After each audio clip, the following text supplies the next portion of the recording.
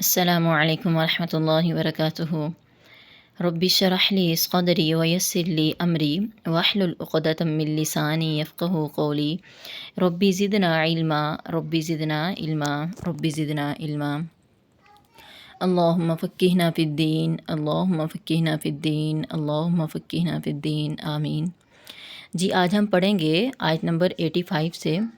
اعوذ باللہ من الشیطان الرجیم، بسم اللہ الرحمن الرحیم۔ قال فإنا قد فتنا قومك من بعدك وأضلهم السامری۔ قال اس نے کہا، اللہ تعالیٰ نے کہا،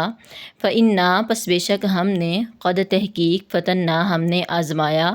قومک تیری قوم کو، من بعدک تیرے بعد، اے موسیٰ تیرے یہاں پر آنے کے بعد ہم نے تیری قوم کو آزمایا،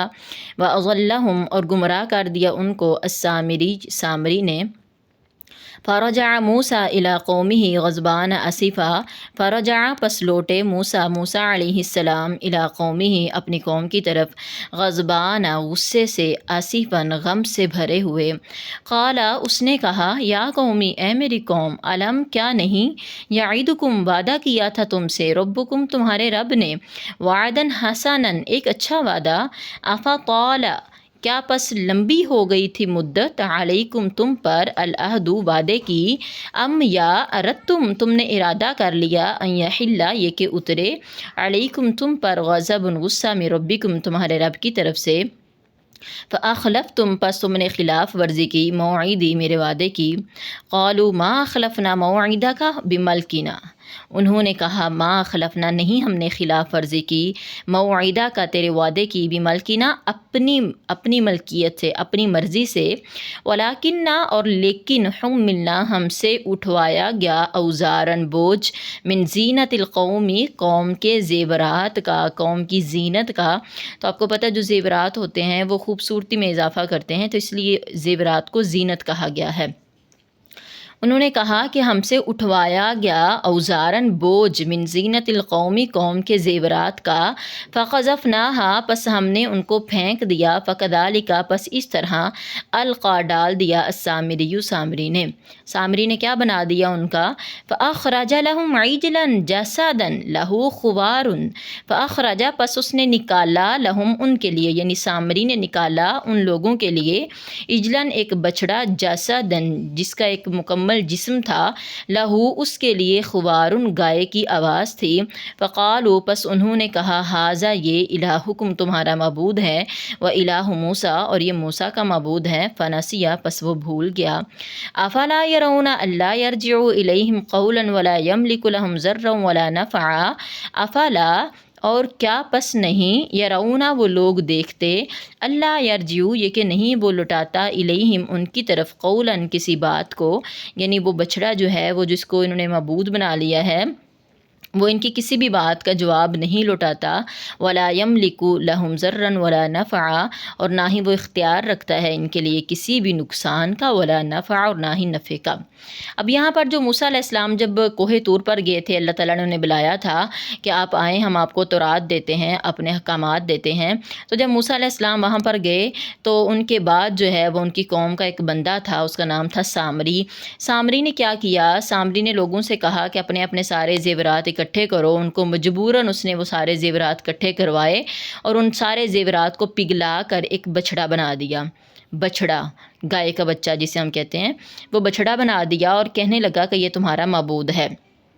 اور ایک مکمل جسم تھا اس بچھڑے کا، جس طرح ایک بچھڑا ہوتا ہے، لہو خوار، اللہ تعالیٰ کہتے ہیں اس کے لیے ایک آواز بھی تھی، گائے کی طرح کی اس کے اندر سے آواز بھی آتی تھی۔ تو اس نے، لوگوں نے اس کو سمجھ لیا کہ یہی ہمارا معبود ہے اور یہی موسیٰ علیہ السلام کا بھی معبود ہے۔ اصل میں انسان کی جیسی فطرت ہوتی ہے نا، اس کو بدلنا بہت مشکل ہوتا ہے۔ تو جیسے یہ یہود جو تھے، یہ فرعون کے پاس رہتے تھے اور وہاں پر فرعون اپنے آپ کو رب منواتا تھا، وہاں پر بھی یہ شرک کرتے تھے، تو وہ آج تک ان کی ذہنیت میں یہ چیز بیٹھ چکی تھی کہ اللہ کے علاوہ بڑے معبود بنے ہیں اور وہ ہمیں جو ہے نا وہ نفع نقصان دینے کے مالک ہیں۔ لہٰذا انہوں نے موسیٰ علیہ السلام کو، ابھی جو ہے وہ 40 راتیں نہیں ہوئی تھی گئے ہوئے، تو انہوں نے پیچھے سے ایک پیڑ بچھڑا بنا لیا۔ تو یہ اصل میں سامری نے ایسا کیا تھا۔ تو جب موسیٰ علیہ السلام کو اللہ تعالیٰ نے بتایا کہ آپ کی قوم کو ہم نے آزمایا تھا اور وہ اس آزمائش پر پورے نہیں اترے، اور انہوں نے جو ہے نا پھر سے ایک بچھڑے کی پوجا کرنی شروع کر دی ہے،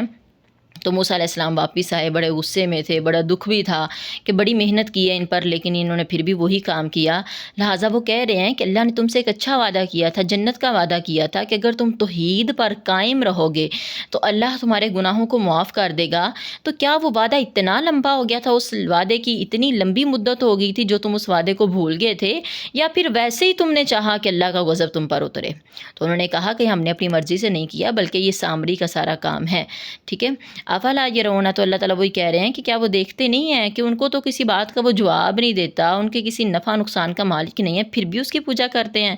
وَلَقَدْ قَالَ لَهُمْ هَارُونُ مِنْ قَبْلُ يَا قَوْمِ إِنَّمَا فُتِنْتُمْ بِهِ وَإِنَّ رَبَّكُمُ الرَّحْمَنُ فَاتَّبِعُونِي وَأَطِيعُوا أَمْرِي۔ وَلَقَدْ، اور البتہ تحقیق، قالا کہا، لہم ان سے، ہارون نے، من قبل پہلے سے ہی، یعنی موسیٰ علیہ السلام کے واپس آنے سے پہلے ہی ہارون علیہ السلام نے ان کو سمجھایا تھا، یا قومی، اے میری قوم، انما صرف فتنتم، تمہیں آزمایا جا رہا ہے، بھی اس بچڑے کے ساتھ، وَإِنَّ، اور بے شک، ربکم تمہارا رب، الرحمن الرحمان ہے، فَاتَّبِعُونِی، پس تم میری پیروی کرو، وَأَطِیعُوا أَمْرِی، اور میرے حکم کی اطاعت کرو، یعنی اس سے باز آ جاؤ۔ موسیٰ علیہ السلام کے بعد ہارون علیہ السلام نے اپنی قوم کو سمجھایا تھا۔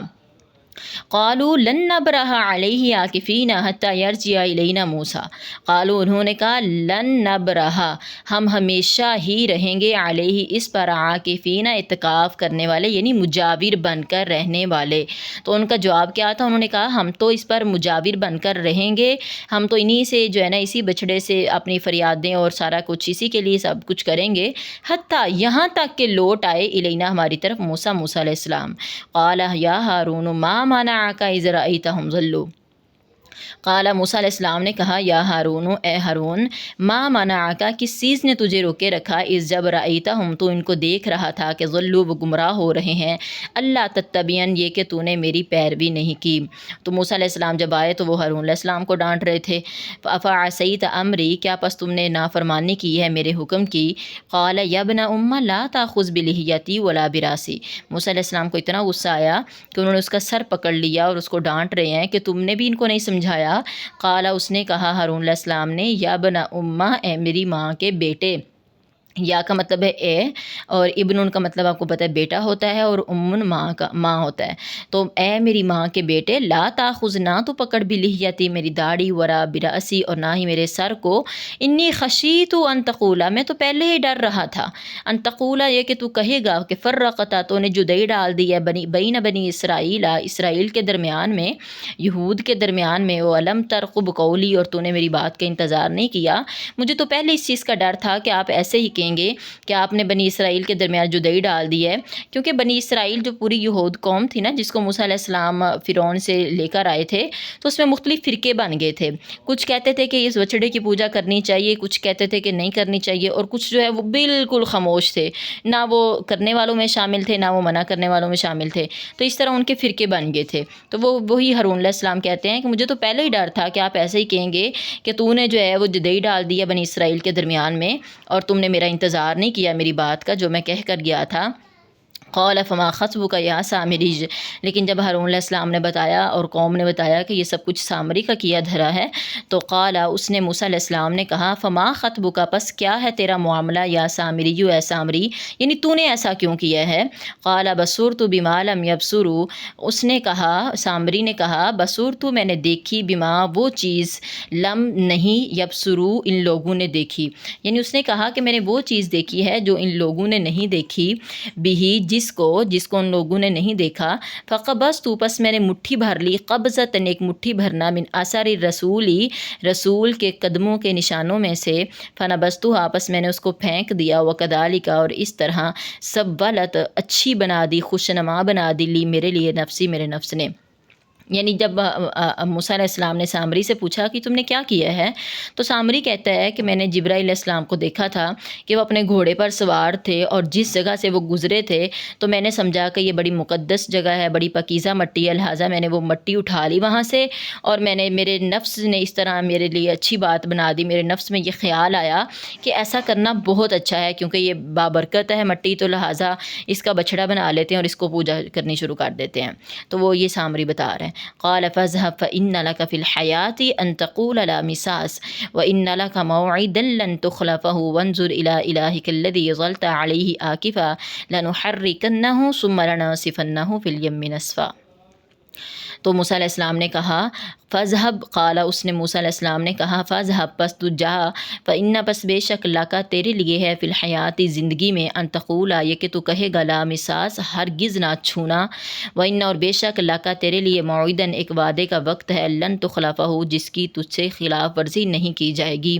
وانظر اور تو دیکھ الی الہی کا اپنے معبود کی طرف الذی وہ جو ظلتا تو رہا علیہ جس پر عاکفاً مجاور بننے والا، لنحرقنہ یقیناً ہم ضرور اس کو جلا دیں گے، ثم پھر لننسفنہ یقیناً ہم اس کو ضرور اڑا دیں گے، فی الیم دریا میں نسفاً اڑا دینا۔ انما صرف الہکم تمہارا معبود اللہ اللہ ہے، الذی وہ ذات لا الہ الا ہوا جس کے علاوہ کوئی بھی معبود نہیں ہے، واسع کل شیء علما وہ وسیع ہے ہر چیز پر اپنے علم کے اعتبار سے، یعنی اس کا علم جو ہے وہ ہر چیز کو گھیرے ہوئے ہے۔ تو موسیٰ علیہ السلام نے اس کو بد دعا دی کہ تو جا اور پوری زندگی تو لوگوں سے کہے گا کہ مجھے مت چھونا، یعنی تجھے ایسی بیماری لگ جائے گی کہ تو لوگوں کو اپنے قریب نہیں آنے دے گا اور نہ ہی ان کے قریب جا سکے گا۔ تو پھر ایسا ہی ہوا، کہا جاتا ہے کہ وہ اس کو اس قسم کی بیماری لگ گئی تھی کہ وہ بہت زیادہ جو ہے وہ گندگی کی حالت میں چلا گیا تھا۔ تو موسیٰ علیہ السلام نے اس نے جو بت بنایا ہوا تھا بچھڑا اس کو جلا دیا اور اس کو جو ہے وہ سمندر میں بہا دیا۔ تو کافی ہے میرے خیال سے آج کے لیے۔ وما علینا الا البلاغ المبین۔